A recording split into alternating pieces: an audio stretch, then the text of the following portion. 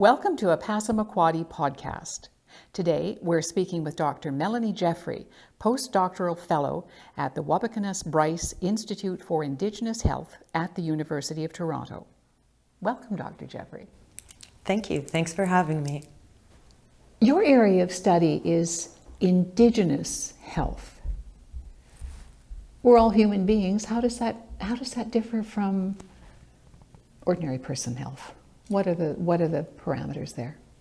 Well, all of our health are affected by lots of things. We are all human beings, but we're all affected by different things. Some people refer to these as social determinants of health. So yes, you're going to have different things in your, whether you have adequate access to nutrition, whether there is a good school nearby, whether you have support for your studies, whether you have adequate housing. A lot of these things are going to affect your health from a very young age. We're starting to see some what I find very interesting research that is showing biological mechanisms of intergenerational trauma. So a lot of people don't understand what intergenerational trauma means. And it's not just behavioral. There is definitely something that is learned from people and the parenting skills that can be lost when successive generations are taken away from their families.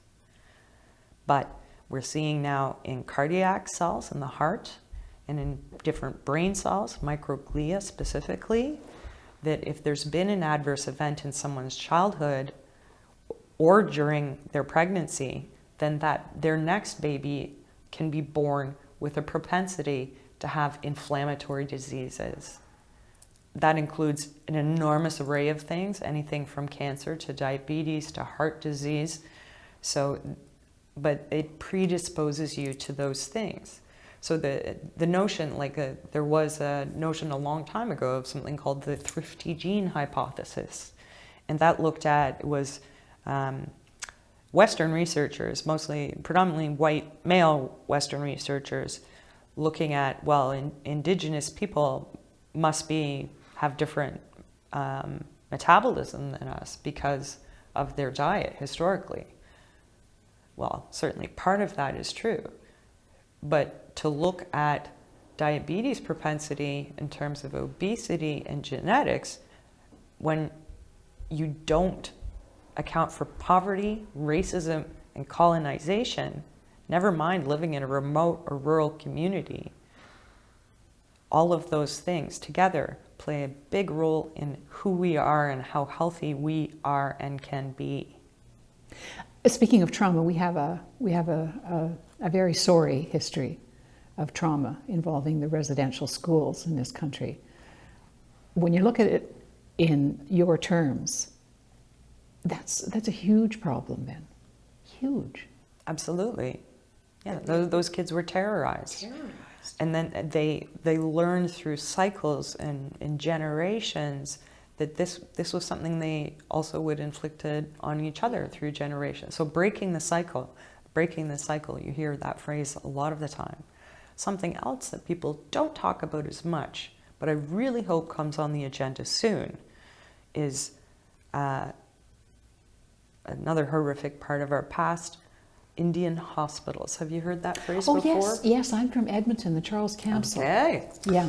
So this was segregated healthcare. People were not allowed to leave. And in the case of Alberta, flown in from the north, in many cases. Because there was nothing, yeah. Right, but it was also under sort of the auspices of it being a tuberculosis center. Yes, but people were experimented on, coerced sterilization. There were absolutely incredibly unethical things happened.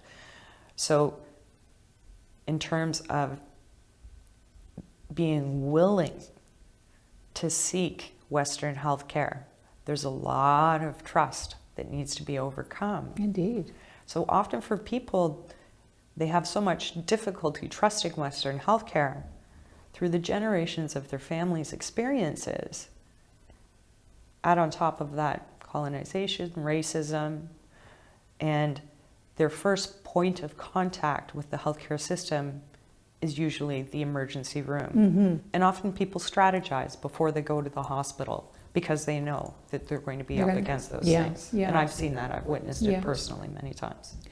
Quite a long time ago at CBC Radio, I interviewed a woman, an Inuit woman, who was born on the ice, and while her family was hunting, and a few years later ended up in a residential school in Inuvik, where the diet was so radically different and inadequate for her, I think.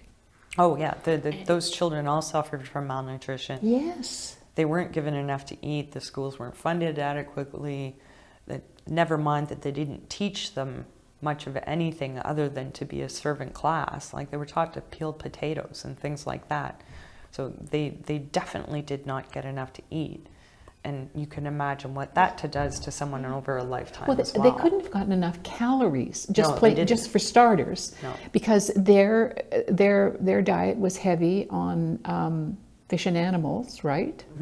And here they are eating potatoes and tinned peas or something. Most of it was actually, they got a slice of bread and jam. That was like as good as it got for a lot of them. Yeah. Or else they'd have porridge that was rancid, or something would have worms in it.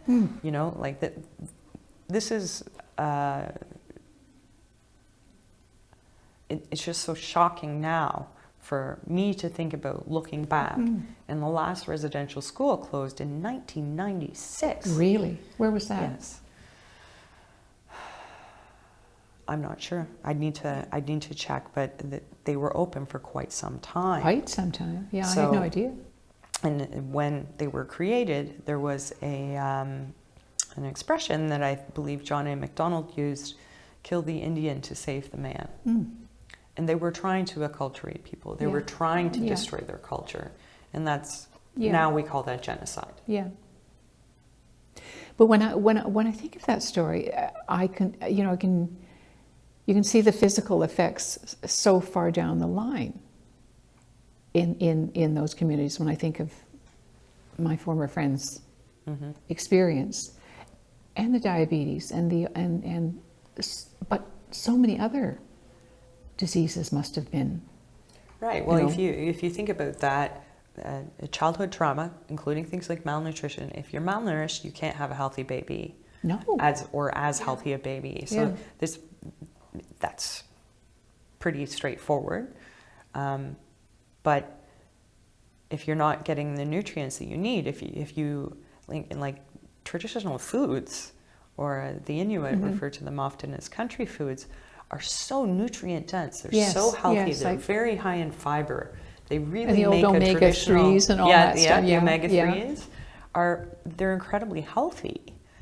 But if you take people out of that environment and make them go to school during the school year, they can't learn those skills, right? So, and in terms of learning how to cook and prepare that food, that's something people are taking back now. That's something that people are teaching each other and sharing with each other. Probably the women.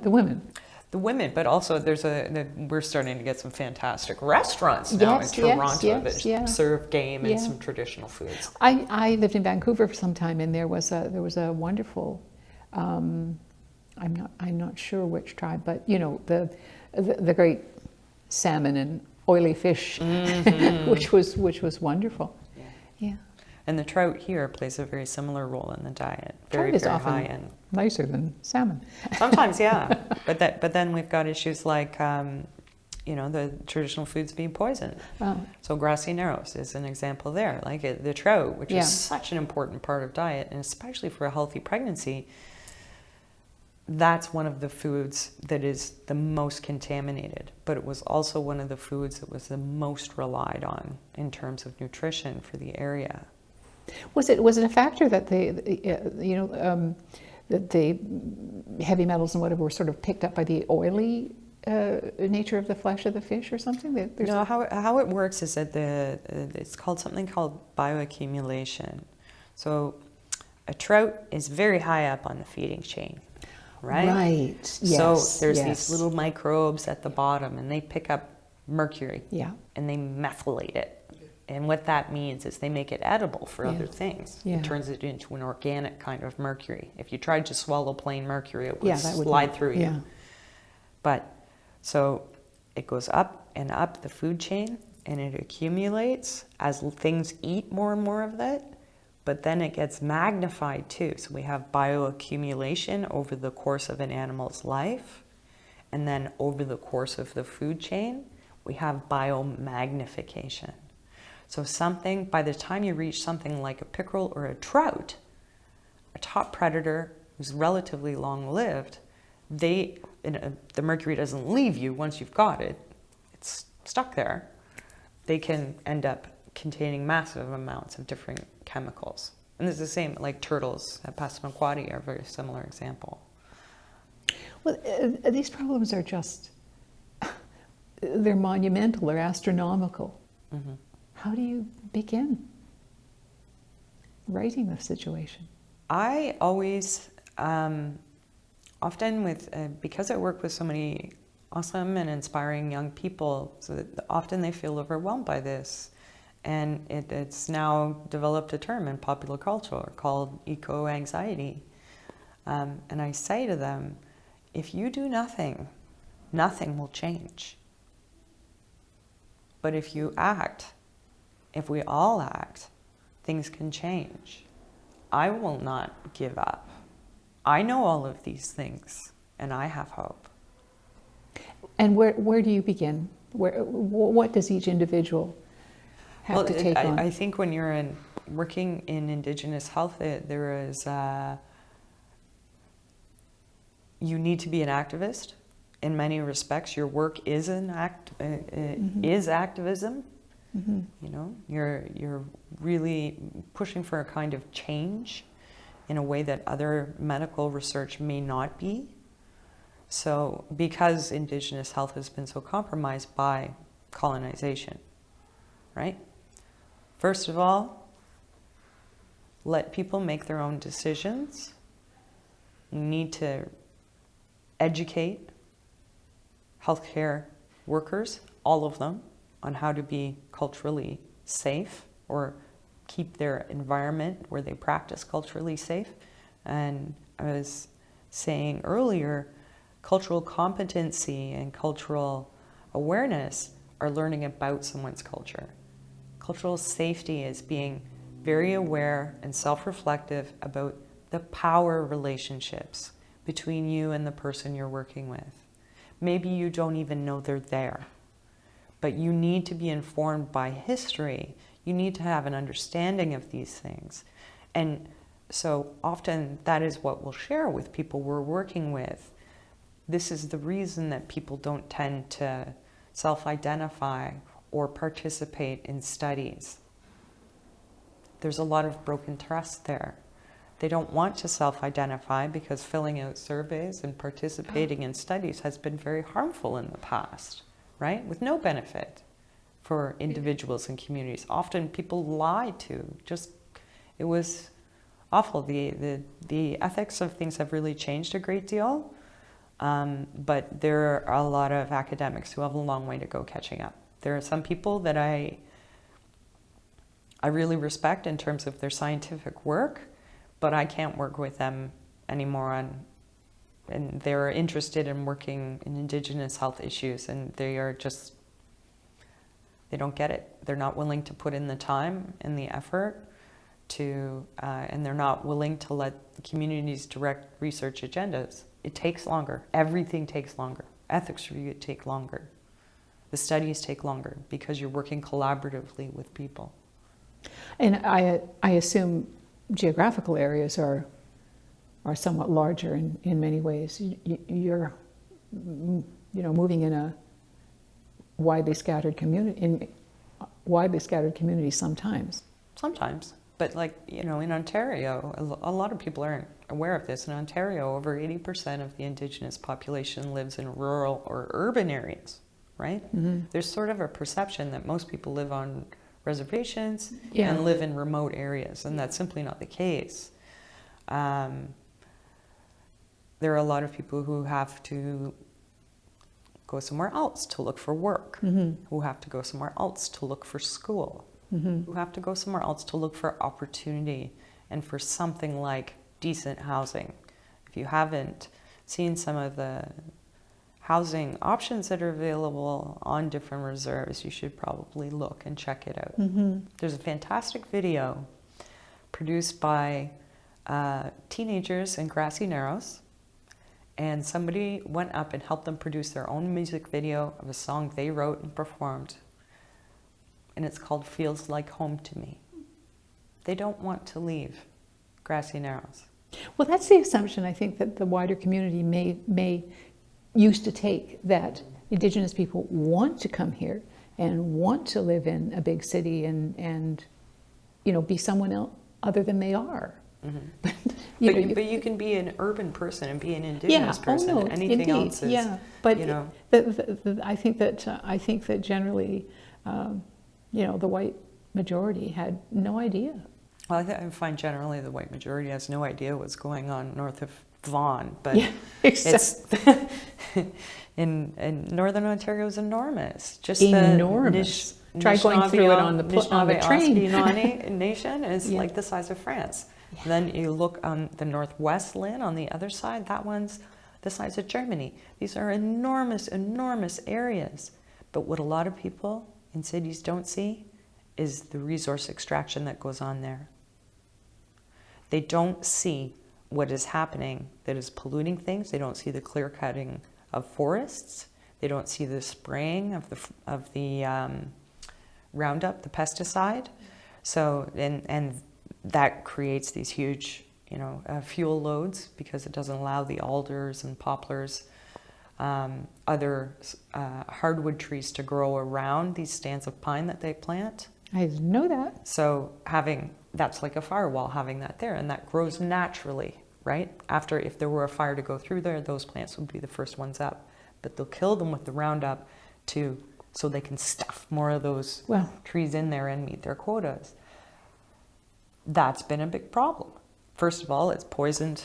Like, I've been with elders who have talked about it poisoning the fish in the river. A few days later, the whole ecosystem changing, not knowing what's happening, not knowing what's safe to eat, not knowing how they can practice their traditional ways. Well, a lot of people still do if they live in those more rural, more remote communities. But expecting people to be like that is, I think, it's racist. You're making assumptions about people based on a notion, right? Hugely, yeah. Well, when you think in these, you know, terrible days under the person now occupying the White House, environmental regulations have been going out the window on a daily basis, and I fear as Canadians that sets a tone, or, you know, if it's okay to do there, it's okay to do up here, or something like that. Do you think about that?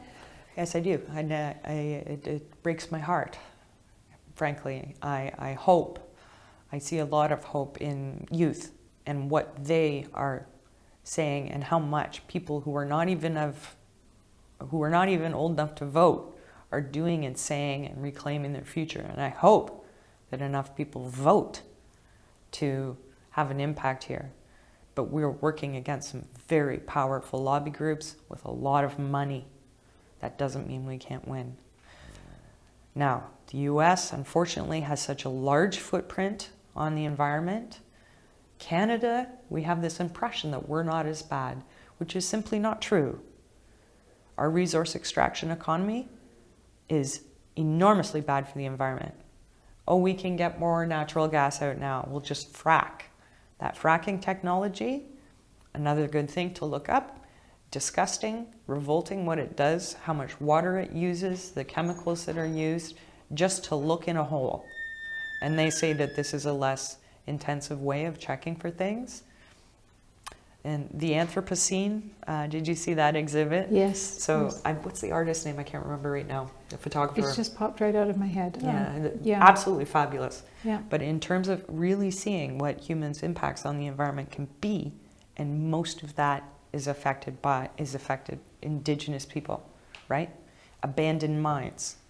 There are, I think, over 1,000 abandoned mines in Canada. Nobody's cleaning them up, right? And a lot of them are on Indigenous land. They don't have subsurface rights.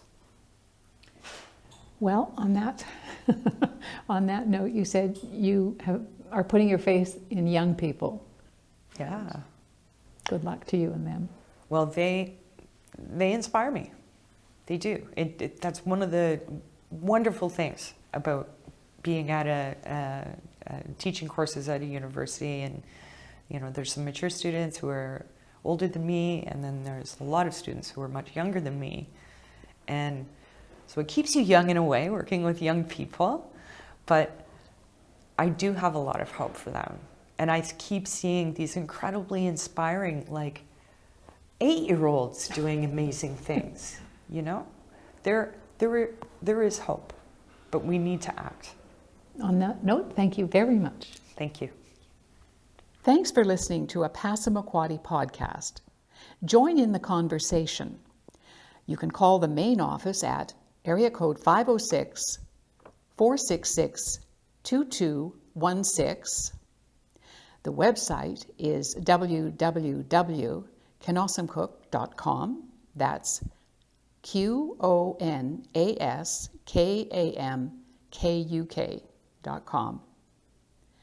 Our Facebook address is at Passamaquoddy at Skutik Office, Instagram at Passamaquoddy Office, and the Twitter at Skukatat, SKUTIKAT.